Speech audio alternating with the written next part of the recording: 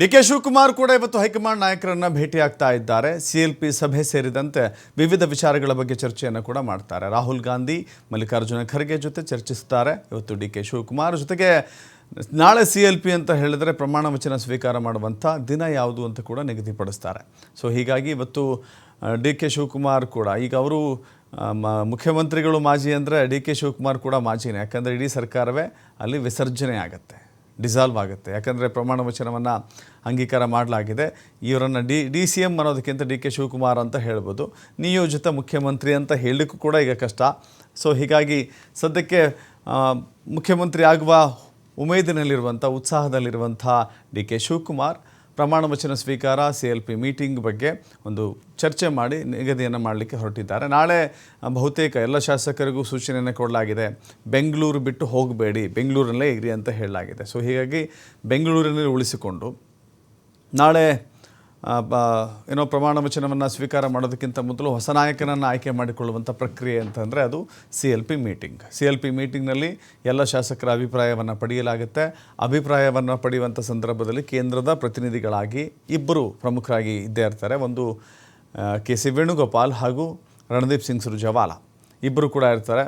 ಯಾರು ನಾಯಕನಾಗಿ ಆಯ್ಕೆ ಆಗ್ತಾರೋ ತತ್ಕ್ಷಣವೇ ಆ ನಾಯಕನ ಮಾಹಿತಿಯನ್ನು ಹೈಕಮಾಂಡ್ಗೆ ರವಾನೆ ಮಾಡಲಾಗುತ್ತೆ. ಪ್ರಮಾಣ ವಚನವನ್ನು ವೆರಿ ನೆಕ್ಸ್ಟ್ ಡೇ ಕೂಡ ಇಟ್ಕೊಳ್ಬೋದು. ಆದರೆ ಡಿ ಕೆ ಶಿವಕುಮಾರ್ ಒಂದು ಸ್ವಲ್ಪ ದೈವ ಭಕ್ತ.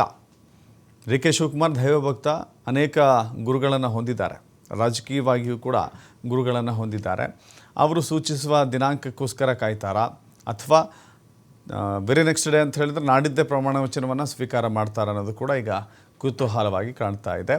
ಒಂದು ವೇಳೆ ಡಿ ಕೆ ಶಿವಕುಮಾರ್ ಅವರು ನಾಡಿದ್ದೇ ಪ್ರಮಾಣ ವಚನವನ್ನು ಸ್ವೀಕಾರ ಮಾಡೋದಾದರೆ ಎಲ್ಲಿ ಮಾಡ್ತಾರೆ ಅಂಥೇಳಿ ಕೆಲವರು ಹೇಳ್ತಾ ಇದ್ದಾರೆ, ಕಂಠೀರವ ಸ್ಟೇಡಿಯಂ ಅಂಥೇಳಿ. ಇನ್ನೊಬ್ರು ಕೆಲವರು ಹೇಳ್ತಾ ಇದ್ದಾರೆ ವಿಧಾನಸೌಧದ ಮುಂಭಾಗದಲ್ಲಿ ಅಂಥೇಳಿ.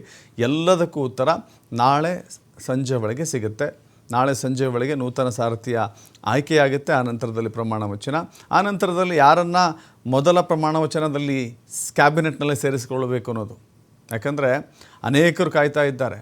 2.5 ವರ್ಷ ಆದ ನಂತರದಲ್ಲಿ ನಮಗೆ ಸಂಪುಟ ಪುನಾರಚನೆಯಾಗುತ್ತೆ. ಬಹುತೇಕರು ಸಚಿವರಾಗುವಂಥ ಆಕಾಂಕ್ಷೆಯನ್ನು ಇಟ್ಟುಕೊಂಡಂಥವರು ಶಾಸಕರು ಸಂಪುಟ ಪುನಾರಚನೆ ಆಗುತ್ತೆ, ನನಗೆ ಅವಕಾಶ ಸಿಗುತ್ತೆ, ಕ್ಯಾಬಿನೆಟ್ ರಿಷಫಲ್ ಆಗುತ್ತೆ ಅಂತ ಅಂದುಕೊಂಡಿದ್ರು. ಬಟ್ ಹೀಗೆ ಹೊಸ ಸರ್ಕಾರನೇ ಅಸ್ತಿತ್ವಕ್ಕೆ ಬರುತ್ತೆ, ಹಳೆ ಸರ್ಕಾರ ಡಿಸಾಲ್ವ್ ಆಗುತ್ತೆ ಅಂಥೇಳಿ ಸಿದ್ದರಾಮಯ್ಯ ಸಂಪುಟ ಸೇರಬೇಕು ಅಂತ ಹೇಳ್ತಾ ಇದ್ದರೆ ಹೊರತಾಗಿ ಹೊಸ ಸರ್ಕಾರದ ಹೊಸ ಸಂಪುಟ ಸೇರ್ತೀವಿ ಅಂತ ಹೇಳ್ತಿರ್ಲಿಲ್ಲ. ಬಟ್ ಈಗ ಹೊಸ ಸರ್ಕಾರದ ಹೊಸ ನಾಯಕನ ಹೊಸ ಸಂಪುಟದ ಸದಸ್ಯರಾಗಿ ಸೇರುವಂಥ ಕಾಲ ಸನ್ನಿಹಿತವಾಗಿದೆ. ಬಟ್ ಅನೇಕರು ಅನೇಕ ರೀತಿಯ ಲಾಭಿಗಳನ್ನು, ಅನೇಕ ರೀತಿಯ ಒತ್ತಡ ತಂತ್ರವನ್ನು ಅನುಸರಿಸ್ತಾ ಇದ್ದಾರೆ. ಹೈಕಮಾಂಡ್ ನಾಯಕರು ಯಾವುದನ್ನು ಪರಿಗಣಿಸ್ತಾರೆ, ಯಾರಿಗೆ ಮಂತ್ರಿಯಾಗುವಂಥ ಭಾಗ್ಯವನ್ನು ನೀಡ್ತಾರೆ ನೋಡಬೇಕಾಗಿದೆ.